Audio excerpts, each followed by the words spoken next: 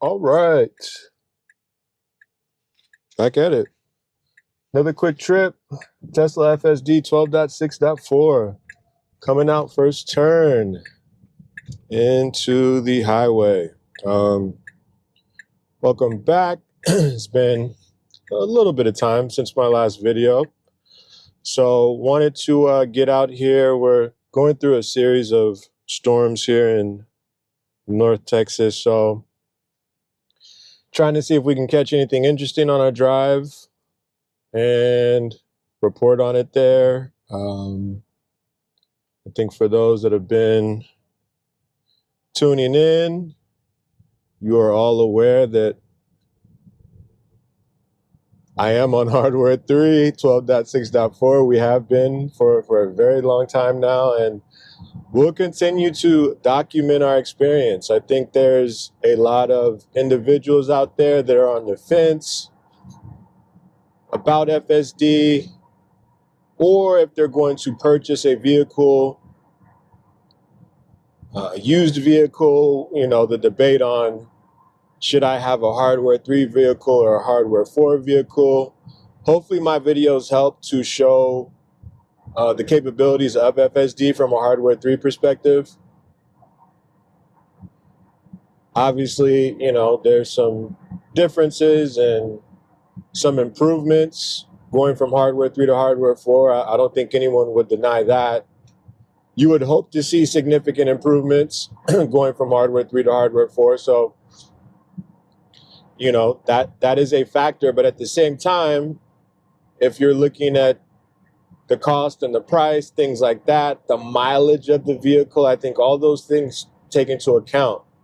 If you're able to get a Model S or a Model X Plaid with low miles, but it's a hardware 3, you may need to take some additional time to think through it. Or on top of it, if it has FSD paid in full, right? I think, there's some things to think through. I wouldn't necessarily call it a slam dunk just because it's hardware 4. So hopefully my videos help for you folks out there with that. The folks that already have the vehicles, have hardware 3, you're kind of just like, dang, what's going on? Why haven't we heard anything or got any news on upgrades? I think we're all waiting in that sense, but just continuing to use what we have, I think is big, and also reporting on the things that are still off. Again, I highly encourage everyone that has FSD, whether paid in full or on a subscription-based model, to continue using it and reporting feedback. I think it's important. Obviously Tesla has the data around how many hardware 3 vehicles use FSD, but I think it makes a difference to know those active users in the sense of willing to report issues consistently every single time, and just put pressure on getting that hardware or that version 14 light out, and then eventually, having some sort of upgrade.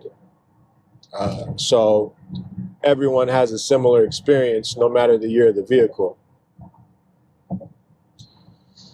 So as I said, we're taking a pretty quick trip. Nothing too crazy. We got about 13 minutes left. It's really a straight shot. It's more on this trip of navigating a bit of rain, nothing too heavy. It kind of rained pretty heavy earlier. And seeing, for the vehicles around us, if we're on par, still strong in our instincts of maneuvering, our speed. As you all know, I'm on hurry mode, 40% offset, so I like to get around a little quicker, change lanes more frequently, and in the end, just seeing if we can report on anything that we're seeing that's off or anything like that. So, latest in news, as we all know, we talked about on the last tape, Model S and X being discontinued, being able to purchase FSD outright at this time being discontinued, transfer options for FSD, all that good stuff. You know, a lot of changes coming about. The autonomy push is heavy. So I've seen recently more unattended robo-taxis and those YouTube videos. So it's, you know, it's definitely progressing for sure. And then in the end, the second stage of autonomy, which is these Optimus robotics and kind of what that means as well, you know. I think for me, it's you have a base of EV users out there, especially closely tied to Tesla, and you have to answer the call, whatever that may be. So for myself, I was a Model X, Model S users. You know, there wasn't enough of us, or the price point wasn't where it could have been for being more obtainable for more users, so they had to discontinue it. And again, for me, I think it makes sense for sure. I think I'm just partial to this particular model. I've had Model Y before, and yeah, we just like it overall. So we'll definitely be keeping ours for the foreseeable future. And because again, we had the FSD purchased in full as well. So, that may be the last hurrah of sorts, but we get it. 3 and Y, they're excellent vehicles. Y for sure. That's kind of what broke us into Tesla, but for the family and all that, it's too small. So that unfortunately does happen. As a third or fourth vehicle, for sure, I'd love to keep Tesla in the loop. And as long as we have this vehicle, I'll continue making videos on FSD. But hopefully they come out with something a little larger for families. That would be nice to see. Taking this lane change, we're approaching a stoplight, so it's a left and then kind of like a right into a more rural type neighborhood as we approach into a downtown area of sorts. So as you drive on these roads, things like that, I think the main call outs are the unexpected areas. You may have some areas with potholes or some construction stuff. So we'll see what we run into. Okay, so making this turn here, nice semi-smooth turn. Okay,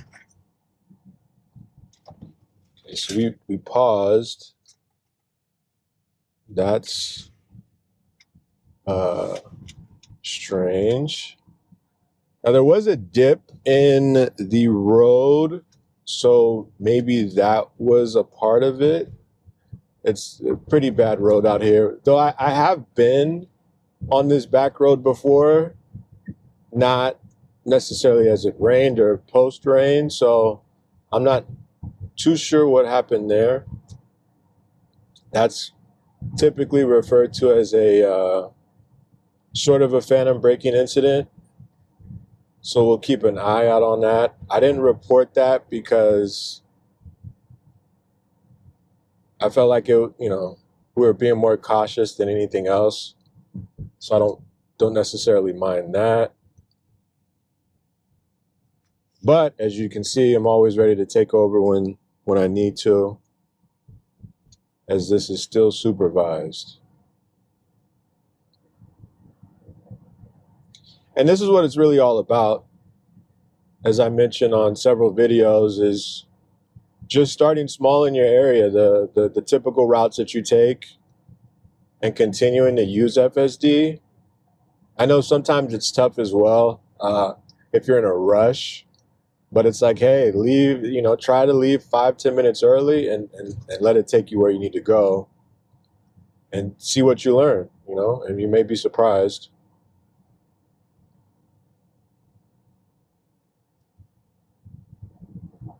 So again, we're doing pretty good.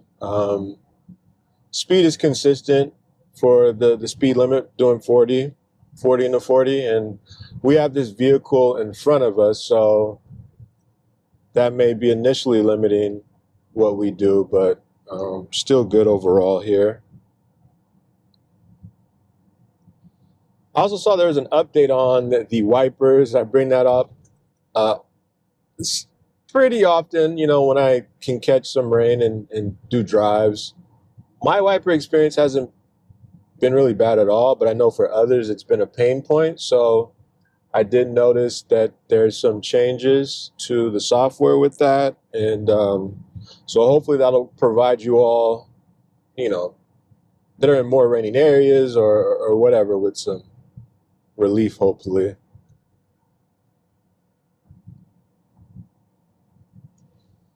Okay, so we're about 3 minutes out from our destination. As you can see on the map, it's starting to get more condensed when it comes to residential, commercial locations here on the map. So this is I like to call it like a neighborhood downtown area, not necessarily a full-blown major city downtown, but definitely has a downtown feel. And with that, you'll see more one-way roads and more pedestrians crossing, things like that.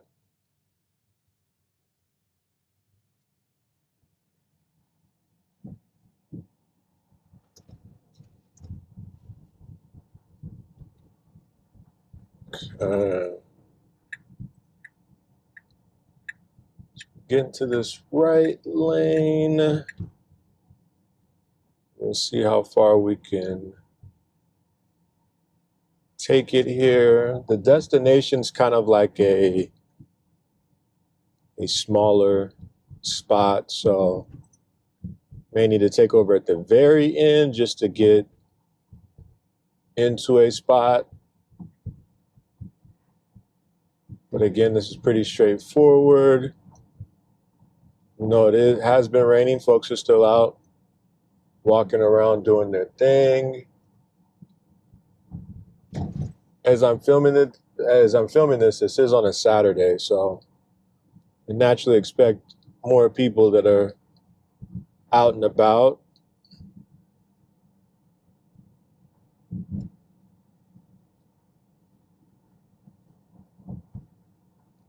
Okay, so we're coming up to a turn here at this light. Notice our speed here. There's a budget EV. That's what it looks like. I haven't seen one of those. So that's cool. I wonder if you can, that's for rent. Not sure what that is, but pretty cool. All right, so we're again navigating here the downtown area. Come to a complete stop. And then we're going to creep out here because this is a one-way. We'll look good to go. Okay, so we're passing a Cybertruck there. Looking good. And so now this is the other one-way.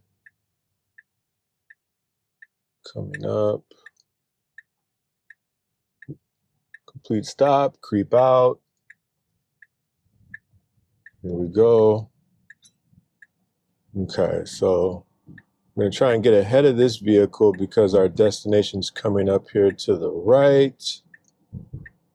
And we do so there. Okay. Here we are. So I'm going to go and take over because I don't know where I'm trying to go. But yeah, this is it. This is where we are. So all in all, good trip, solid trip. Outside of that phantom braking incident, solid trip overall. I think it's, stuff like that can happen. It did recover itself, so that was good to see.